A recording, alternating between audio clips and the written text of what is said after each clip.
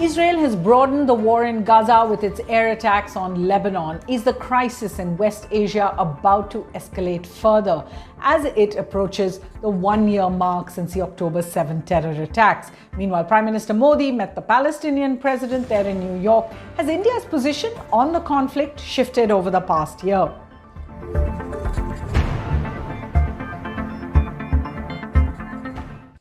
Hello and welcome to Worldview at the Hindu with me, Suhasini, Haidar. Now that's what we're looking at much closer this week. This, of course, was the high-level week at the United Nations. The conflicts in the world, the Russia-Ukraine conflict, the Israel-Gaza conflict, were at the center of speeches of most world leaders. They were particularly focused on Israel's assault on Gaza, on the West Bank, and now Lebanon. All of this post the October 7 terror attacks of 2023. Let's first tell you the latest. An all-out war must be avoided at all costs. It would surely be an all-out catastrophe. The people of Lebanon, as well as the people of Israel and the people of the world, cannot afford Lebanon to become another Gaza. The dire description, reference to hell coming from no other than UN Secretary General Antonio Guterres. That came as Israel's Prime Minister Netanyahu ordered Israeli defense forces to launch air attacks with what he called full force on several parts of South Lebanon, even suburbs of the capital Beirut, where he said Hezbollah fighters were either hiding or aiming rockets at Israel from. I have a message for the people of Lebanon. Israel's war is not with you. It's with Hezbollah. For too long, Hezbollah has been using you as human shields. It placed rockets in your living rooms and missiles in your garage. Those rockets and missiles are aimed directly at our cities, directly at our citizens. To defend our people against Hezbollah strikes, we must take out those weapons. Now, starting this morning, the IDF has warned you to get out of harm's way. I urge you, take this warning seriously. And here's what the Palestinian President, Mahmoud Abbas, told the UNGA this week. The Israeli government took advantage of what happened to launch an all-out war of genocide against Gaza. It committed and continues to commit war crimes as acknowledged by the international community. They're called war crimes. Israel today is now launching a new aggression on the brotherly Lebanese people. So here's what's happened. Nearly 700 people have been killed in the strikes in just one day. That, of course, adds to a year of bombardment and ground forces in Gaza, where an estimated 40,000 people, including 15,000 children, have been killed, according to estimates that the United Nations endorses. This, of course, came as part of Israel's reprisals for terror attacks by the Hamas group that killed 1,200 and took 250 Israelis hostage. Of course, over the past week, we've seen a different kind of escalation as well, with pager bombs going off across Lebanon, allegedly belonging to the Hezbollah network. And what we saw was 37 people being killed, including many civilians, and thousands being injured in an attack that the Lebanese Prime Minister actually called a terrorist strike.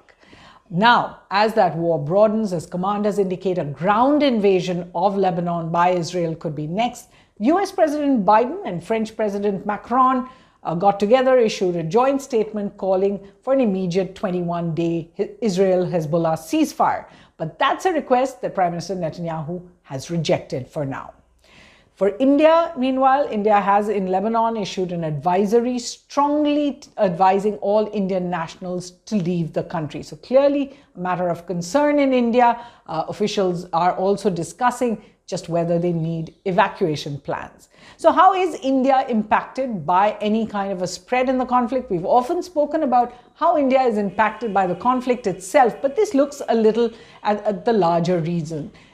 To begin with, 9 million Indians. That's the number that live and work in West Asia. The conflict there affects them all with geopolitical disturbances everywhere.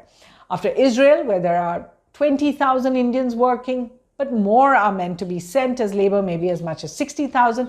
There are about 3,000 in Lebanon, especially after the last advisory, but many might still go there. If you look broader, a country like Qatar has 7 lakh Indians. UAE has 3.5 million. Saudi has even more.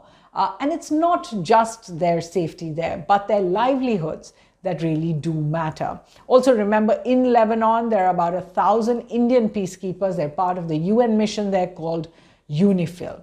The second big point for India is that much of India's trade revenues and remittances come from West Asia. Trade with GCC countries, the bloc alone, is more than 15% of India's total. And Indian remittances from Indians working in West Asian countries is about 55% of the total that India receives. Thirdly, while India takes about 40% of its oil from Russia, the bulk of its imports traditionally have always been from West Asia, Iraq, Saudi, UAE, and in the past from Iran. Fourth, the conflict over the past year has put a spanner already in India's connectivity plans. It's been more than a year since the IMEC, or what is the India, Middle East, Europe Economic Corridor, was launched, but not one meeting with the founders has been held due to the conflict that began a month after it was launched at the G20. In particular, there's Indian company Adani, and Adani has invested in Haifa port, which was meant to be a critical point for the IMEC. That's also going to be in trouble if the war continues. Fifth, other plans like I2U2 are on hold. In other parts, India's plans for connectivity through Iran, the INSTC, Chabahar port, etc., all will see an indirect impact of the conflict in the region, especially if it broadens.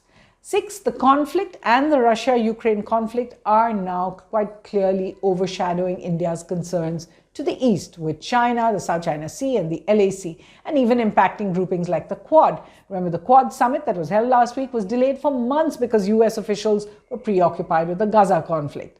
And eventually, India is also going to be in a bit of a difficult spot at the BRICS Plus summit that's going to be held in Russia next month over this issue, as all the other countries that include UAE, Saudi, Iran, who have now joined, are all deeply critical of Israel. India's bilateral ties with Israel are also being affected. Their trade is about $6 billion a year, but defense trade is really crucial, and that's more. India is now Israel's largest arms purchaser, taking about 40% of Israel's total weapons exports. That make up about 15% of India's weapons imports.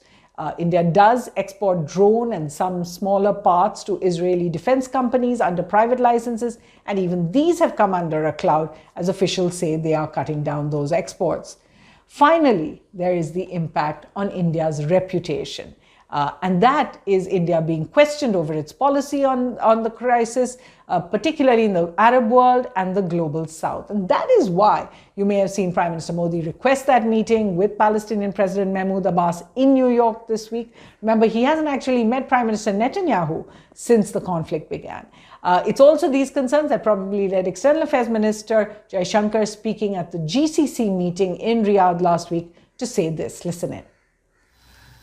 The current situation in Gaza is now understandably our foremost concern. India's position in this regard has been principled and consistent. While we condemn acts of terrorism and hostage-taking, we are deeply pained by the continuing death of innocent civilians. Any response must take into account the principles of humanitarian law. We support a ceasefire as soon as possible. So is India taking a side? What exactly is India's policy on the Israel-Gaza conflict, and has it changed in the past year? So I'm going to give you a few pointers on where the policy is, but as you can see, it is a little confused and a little difficult to understand. To begin with, India says it has zero tolerance for terror and has called for the release of hostages. However, India hasn't actually banned Hamas or designated it a terror organization, something Israel had wanted. India has also said that humanitarian law must prevail in the responses of any country. And what that indicates is, despite India's support for Israel, particularly after the terror attacks, it is increasingly uncomfortable with the rising civilian casualties. And that is something coming from the government itself. Third, India says it supports a ceasefire. But again, this is a bit unclear because India has abstained on occasion, for example, in October 2023, on a resolution calling for a ceasefire. It changed that vote in favor of a ceasefire in December 2023, but then just this month, in September 2024, India has once again abstained on a resolution calling on Israel to stop the bombardment. Fourth, India is critical of illegal Israeli settlements and of the occupation of Palestinian territories, but then it does not actually support any boycott of Israel or sanctions on Israel over the issue. So that again is a little unclear. Finally, India has increased its support to UNRWA. This is the UN agency that works in Gaza in particular, but works with Palestinians. It's an agency that Israel has accused of being complicit in the October 7th attacks, but clearly that's not an assessment that India shares. Finally, India still supports a two-state solution, and that's something that the Israeli Prime Minister, as well as the Knesset, the parliament, has now rejected that it is going to follow. So what is Worldview's take? India has repeated that it has a principled policy on the Israel-Palestine conflict, but its actions, particularly in the last few years, have left many on both sides of the conflict quite confused, as it seems to change from statement to statement and from UN vote to UN vote, as well as from actions on the ground.